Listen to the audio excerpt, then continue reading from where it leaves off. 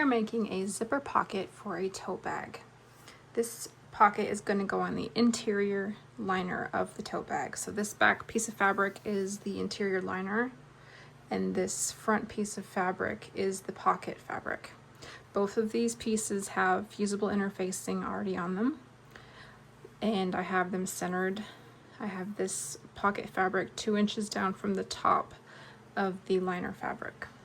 So first I am going to place a line 1 inch down from the top of the pocket fabric. I'm going to use a erasable fabric pen and just place my line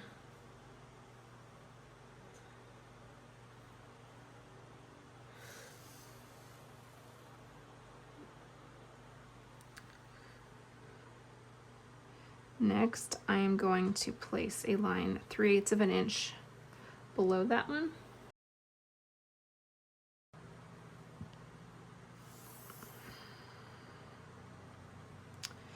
Next, I'm going to place a line halfway between.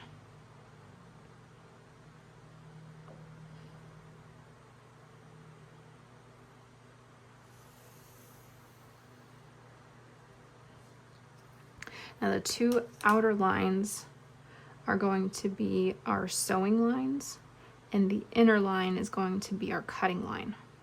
My zipper is 10 inches from back stopper to front stopper, and the opening we're making, I want to encompass the entire zipper from front stopper to back stopper. That way when I'm sewing the zipper in place, I don't have to worry about sewing over either of these stoppers. So my line is going to be, or my opening is going to be 10 inches,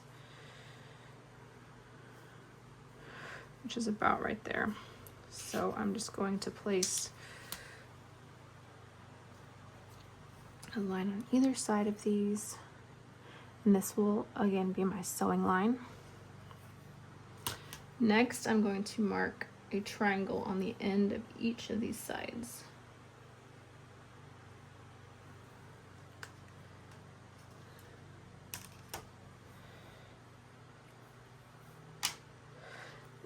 I should have about an inch, maybe a little bit more than an inch on either side of this, and my zipper should fit right in between those lines.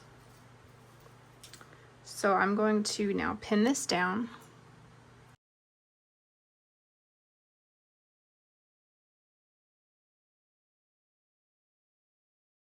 So now I'm going to take to the sewing machine. I am going to sew around this outer line,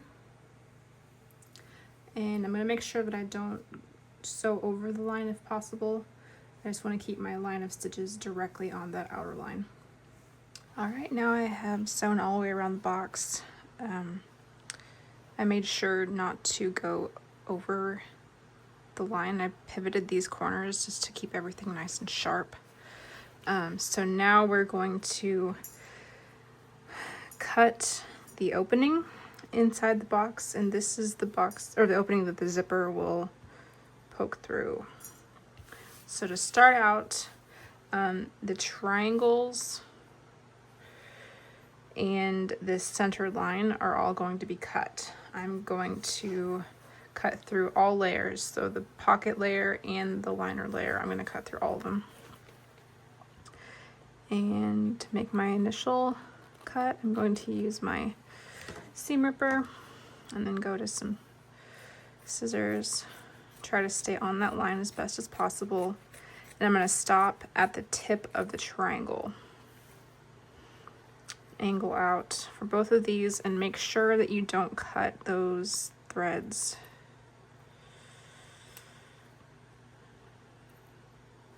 So get as close as you can without trimming those threads. And then do the same thing on the opposite side. So this is the inside opening for the zipper. It's all completely cut. This whole front pocket, or the whole pocket, is going to be pushed through the opening now. and brought out the back side. And this is why we need to use interfacing for this, because the liner fabric will sag if you don't use interfacing. It just adds some extra stability to that fabric for the extra weight, especially once you start loading it up with cell phones and chapstick and anything else you need in your pocket. Okay, so now I'm going to take this over to the ironing board. I'm going to press this starting on the back of the piece. I'm going to press the back side and then turn it over and press the front of it. I'll be right back. Okay, I'm back with my pocket opening all pressed. I was careful to make sure this opening stayed at that angle we wanted it, so it didn't pucker on the sides. I mean, it puckered a little bit, but it's not bad. I do have a glue stick here. This is optional, but helpful to hold everything in place. So I'm going to outline where I want the zipper to stay, just because the zipper tends to slide around a little bit in this step for some reason. And I'm going to make sure that the zipper pull, closed zipper pull, is on the right side of this opening.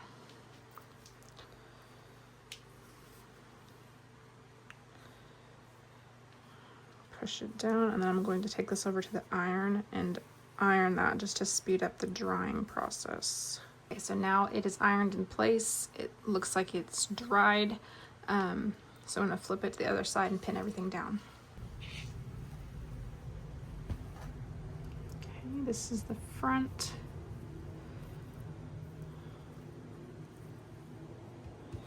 And my back zipper tab is just right underneath that edge there, which is not exactly how I wanted it, but it's gonna be okay. I'm just gonna be really careful not to stitch over that whenever I get to the back side of the zipper.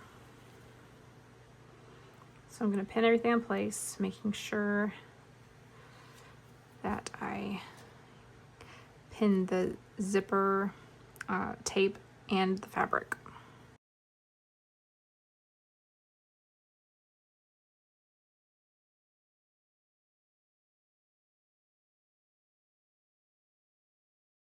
Okay, so take this to the sewing machine. I'm going to use a zipper foot for this step, just so that I can get really close to that zipper and place a line of top stitching around the opening of this, making sure to catch the zipper tape as I go.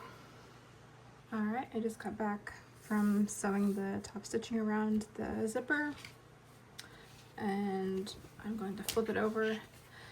I did lose bobbin chicken while I was over there, so I do have a couple of tails to trim. Got caught up in the video and forgot that I was playing bobbin chicken. Now we're gonna take the bottom of the pocket fabric and fold it up all the way up here to the top, and for this one we can go ahead and clip it. We're gonna sew almost all the way around. So we're gonna clip both the sides shut and the top shut.